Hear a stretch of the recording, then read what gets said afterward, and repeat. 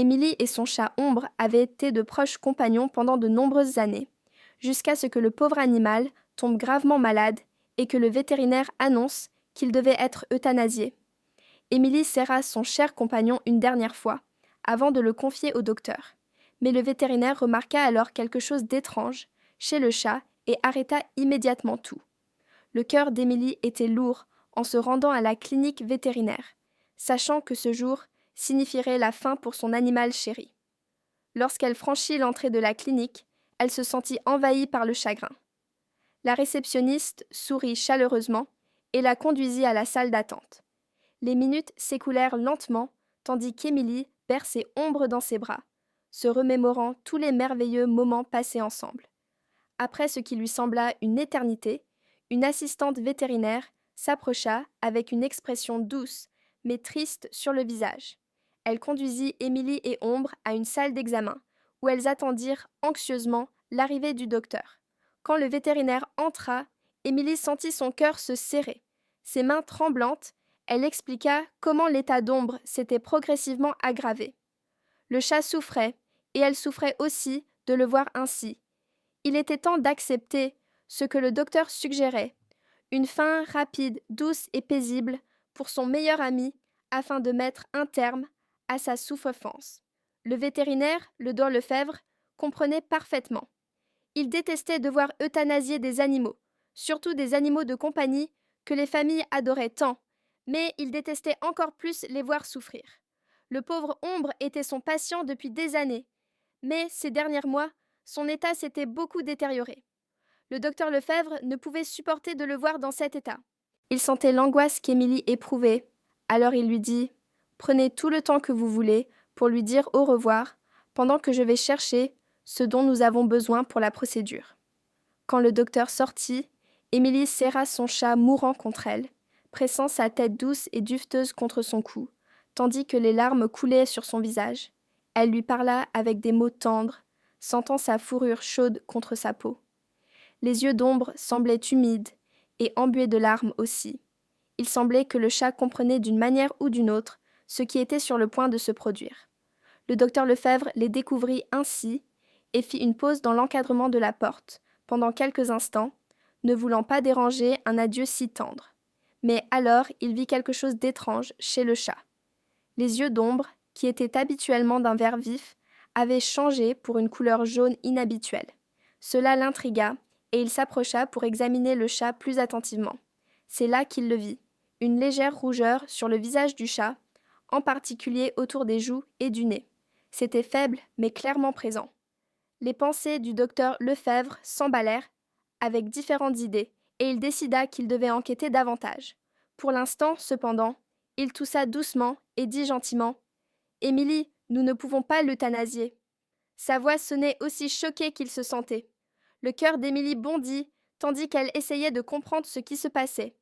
Elle resta assise, stupéfaite et silencieuse, ses pensées tourbillonnant face à ce changement soudain. Elle s'était préparée au chagrin de dire adieu à Ombre et ne pouvait pas croire qu'il y ait une possibilité d'avoir quelques semaines, mois, voire années de plus avec lui. Elle avait réalisé depuis un moment qu'Ombre n'allait pas bien. Même si elle adorait profondément son compagnon à fourrure, elle ne pouvait ignorer les signes que sa santé déclinait. Ombre, qui était autrefois actif et plein de vie, n'était plus qu'une ombre de ce qu'il avait été. Sa nature joueuse avait été remplacée par l'épuisement et la douleur. Cela faisait mal à Émilie de voir Ombre lutter chaque jour, ses articulations raides et enflées par l'arthrite. Même son appétit avait disparu, et elle pouvait sentir à quel point son corps était maigre et frêle dans ses bras. Même si elle voulait plus de temps avec lui, elle ne pouvait pas supporter de le voir souffrir. Alors, avec le cœur brisé, elle avait accepté la difficile décision de mettre fin à la douleur d'Ombre, croyant que c'était la chose la plus aimante qu'elle puisse faire. Mais maintenant, avec le changement soudain d'avis du vétérinaire, elle commença à se remettre en question. « Est-ce le bon choix ?» demanda Émilie d'une voix tremblante au vétérinaire, cherchant un peu de réconfort.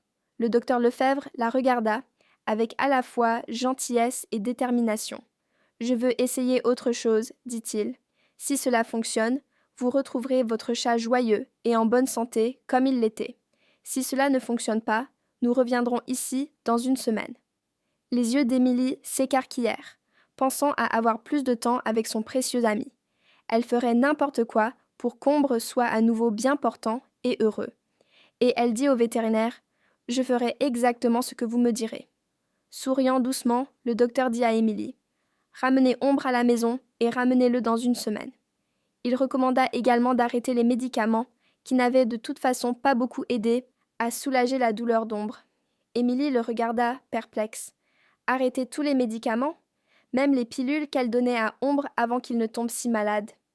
Le docteur Lefebvre lui-même avait donné ces pilules pour aider Ombre à faire face au vieillissement, promettant qu'elle faciliterait le changement. « Toutes, » dit le docteur avec un hochement de tête confiant. « J'ai une intuition et je veux voir si j'ai raison. » Malgré la surprise face à ce que le vétérinaire recommandait, une minuscule étincelle d'espoir grandit dans le cœur d'Émilie. Peut-être, juste peut-être, y avait-il encore du temps pour une autre aventure, un autre câlin, un autre moment joyeux avec son cher Ombre. Avec une nouvelle détermination, Émilie serra Ombre contre elle, sentant son rythme cardiaque régulier sous ses doigts. Alors qu'ils rentraient ensemble à la maison, elle lui murmura des mots d'amour et de remerciement, sachant dans son cœur que leur temps ensemble n'était pas encore terminé. Dans les jours qui suivirent, Émilie chérissait chaque instant avec Ombre, appréciant le simple plaisir d'être ensemble. Arrêter les médicaments semblait étrange, mais elle avait promis au docteur Lefebvre qu'elle ferait confiance à sa décision.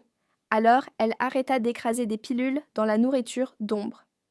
Les 3 premiers jours se passèrent paisiblement, mais le 4e matin, Ombre la réveilla avec un doux ronronnement et un léger miaulement, réclamant de la nourriture et de l'attention. Les larmes vinrent aux yeux d'Émilie, tandis qu'elle regardait son vieux chat se promener dans la maison avec une curiosité nouvelle. Ombre passa même 1 heure à chasser une mouche, montrant une énergie incroyable pour un chat qui était proche de la mort quelques jours plus tôt. Son amélioration semblait authentique, exactement comme le docteur l'avait espéré. Émilie ne pouvait être plus ravie, mais l'inquiétude persistait au fond de son esprit. Elle craignait que le vétérinaire ne change à nouveau d'avis, que cet espoir ne soit que temporaire. Alors elle chérissait chaque moment spécial avec Ombre, déterminée à profiter au maximum du temps qu'il leur restait. Lorsque la semaine fut terminée, Émilie se retrouva de nouveau devant l'entrée de la clinique vétérinaire, son cœur battant d'excitation et d'anxiété. Tenant Ombre dans ses bras, elle entra, balayant le lieu familier du regard, à la recherche du vétérinaire. Le docteur Lefebvre les accueillit avec un large sourire, ses yeux brillants d'intérêt et d'excitation. Émilie ne put s'empêcher de remarquer à quel point il semblait différent, avec un sentiment d'espoir qui reflétait ses propres émotions. Émilie s'installa confortablement dans la salle d'examen, rayonnante, en racontant comment la douleur d'Ombre avait disparu. Le chat rayonnait pratiquement d'énergie. Le docteur Lefebvre examina Ombre attentivement, son sourire s'élargissant. « C'est vraiment incroyable.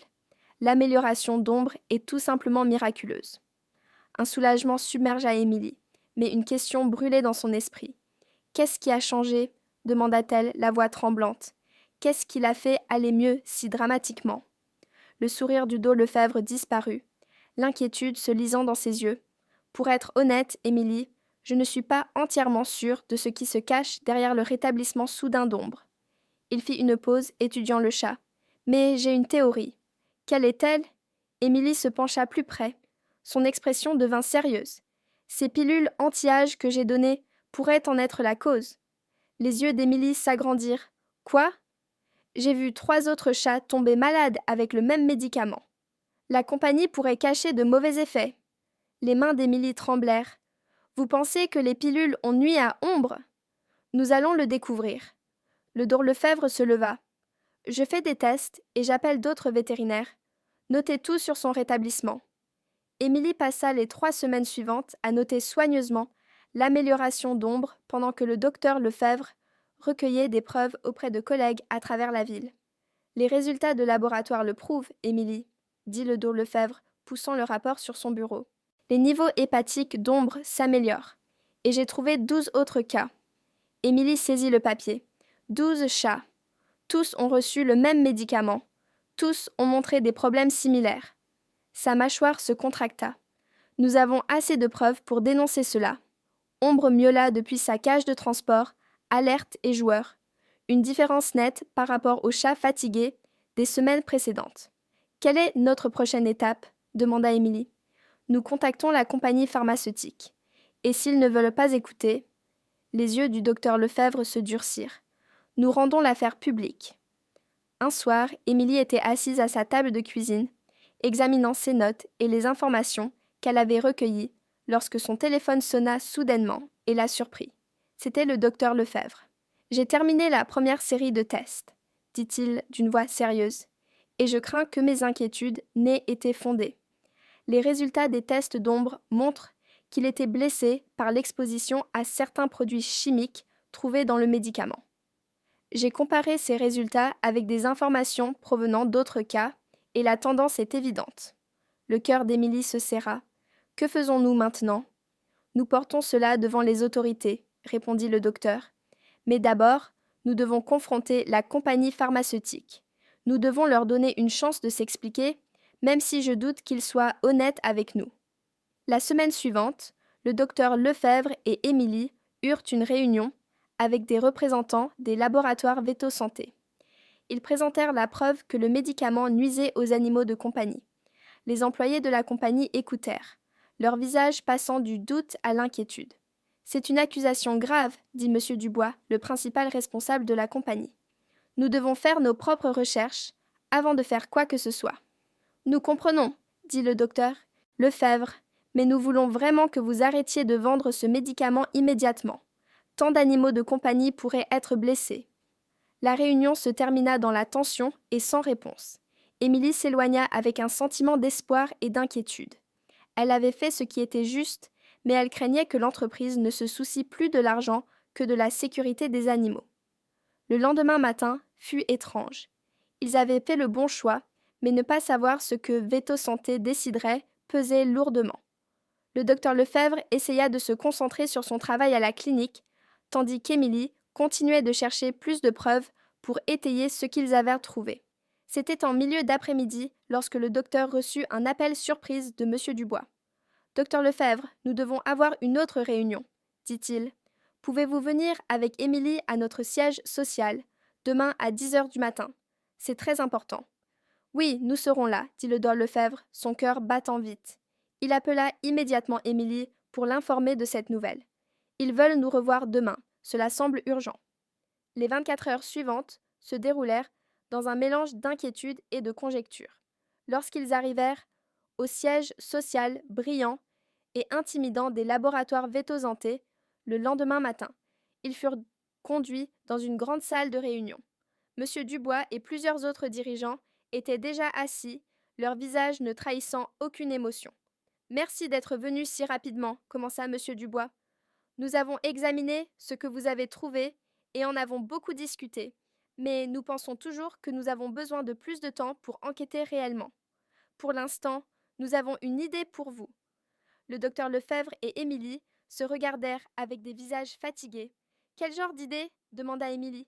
M. Dubois se pencha en avant, touchant le bout de ses doigts. « Nous sommes prêts à vous donner beaucoup d'argent, si vous promettez de garder le silence à ce sujet, » dit-il. « Nous pensons que cela nous permettra de continuer à travailler, sans provoquer de panique inutile. » La salle devint complètement silencieuse. Le docteur Lefebvre sentit un frisson froid lui parcourir le dos. « Vous voulez que nous nous taisions et que ce médicament reste disponible, blessant potentiellement plus d'animaux ?» demanda-t-il, choqué. M. Dubois hocha lentement la tête. « Essentiellement, oui.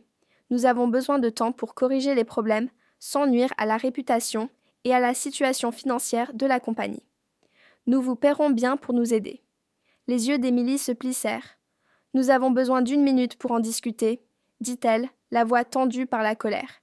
Ils sortirent de la salle de réunion dans un couloir voisin. « Il est hors de question que nous acceptions cela, » murmura-t-elle avec colère. « Nous devons protéger les animaux, pas prendre leur argent sale. »« Je suis totalement d'accord, » dit immédiatement le docteur Lefebvre. « Mais si nous disons non tout de suite, qui sait jusqu'où il pourrait aller pour nous faire taire.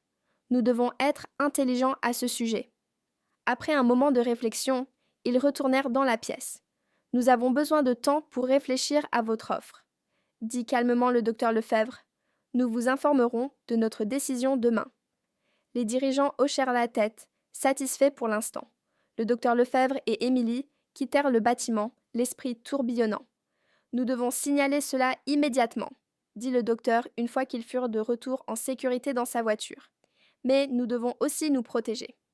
Ils passèrent le reste de la journée à rassembler tous leurs documents et preuves, en faisant de nombreuses copies et en les plaçant à différents endroits. Ils appelèrent un avocat de confiance et lui expliquèrent ce qui se passait. En soirée, ils avaient informé les autorités sanitaires et se préparaient à poursuivre Laboratoire Vetozanté pour négligence et mise en danger de la santé publique. Le procès fut intenté dès le lendemain matin. La nouvelle se répandit rapidement et Vetozanté fut immédiatement placé sous surveillance étroite. Les autorités commencèrent à enquêter et les médias découvrirent le scandale, le mettant en une dans tout le pays. Alors que la bataille juridique se poursuivait, le Dr Lefebvre et Émilie se retrouvèrent sous une pression énorme. Vetozanté engagea une équipe d'avocats brillants et d'experts en relations publiques pour lutter contre les accusations. Mais le Dr Lefebvre et Émilie avaient de la vérité de leur côté, et ils n'abandonnèrent jamais leur mission. Dans les semaines qui suivirent, leurs vies furent complètement bouleversées. Ils firent face à du harcèlement, de la peur et des menaces. Mais même avec la peur et l'incertitude, leur détermination ne fit que se renforcer. Ils continuèrent de s'exprimer, de donner des interviews et de partager ce qu'ils avaient trouvé avec tout le monde. Lentement, les choses commencèrent à changer. D'autres vétérinaires et chercheurs se manifestèrent avec leurs propres inquiétudes concernant le médicament, ajoutant du poids à ce que le docteur Lefebvre et Émilie disaient. Le soutien public grandit alors que les propriétaires d'animaux partageaient des histoires de leurs propres animaux blessés. Sous la pression croissante, Vetozanté dut rappeler le médicament et arrêter de le vendre. Le cours de l'action de la compagnie chuta lourdement, et plusieurs dirigeants démissionnèrent dans la honte. L'affaire juridique dura des mois, mais chaque jour qui passait, il devenait clair que le docteur Lefebvre et Émilie avaient fait le bon choix. Des mois plus tard, ils reçurent un règlement important de la part de Vetozanté. L'argent fut utilisé pour créer la Fondation Ombre, axée sur la sécurité et la santé des animaux de compagnie, finançant la recherche et s'assurant que des choses similaires ne se reproduiraient plus jamais. Pendant cette période difficile, le partenariat entre le docteur Lefebvre et Émilie ne fit que se renforcer. Ils avaient fait face à un ennemi puissant et avaient gagné, non seulement au tribunal, mais dans l'opinion publique. En repensant à leur parcours, ils ressentirent un profond sentiment d'accomplissement. Ils s'étaient battus pour ce qui était juste, même lorsque c'était difficile. Et grâce à eux, d'innombrables animaux de compagnie passeraient plus de temps avec leurs propriétaires.